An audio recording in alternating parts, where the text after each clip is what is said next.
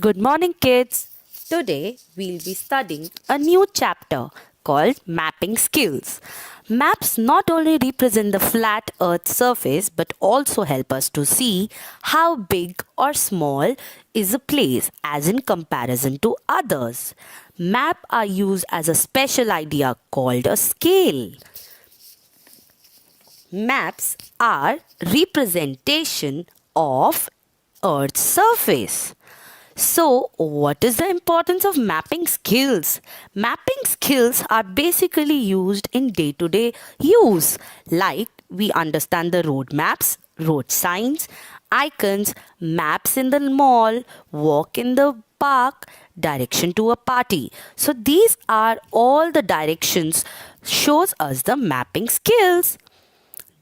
Development of map reading skills. How can we develop the reading skills in us? In the beginning, we become familiar to the area, create representation and personalize icons related to that. With the experience, we concrete to abstract, like we know that a hospital has a sign of plus. So it is an abstract, it is concrete, it will always remain the same sign. Visualization of unfamiliar places. We can we can visualize the places in our mind and make a map. What information can be included on a map? It can include roads, structures, landforms, weather, pattern, industrial production, types of crops, cities, tourist attractions also. What are the important things which we should remember while reading a map? What are the three components of a map? What does a map show? It shows a distance, direction, and symbols. What are the four cardinal directions? As we have studied, there are four main cardinal directions, that is north, east, south, west, and in between these directions we have intermediate direction, that is northeast, southeast, southwest, northwest. What do you mean by a scale on a map? Scale plays a very important role because it is a special idea to represent a map. Scale of a map is a ratio of actual the distance of the ground and the distance shown on the map. So, this is an example in front of you.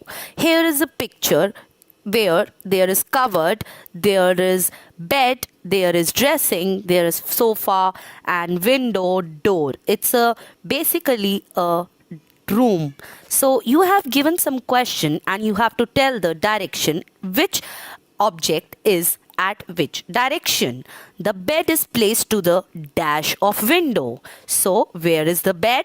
Bed is in the north direction. So, and we have to, the bed is placed to the dash of the window. So it is placed north direction of the window. So answer is north.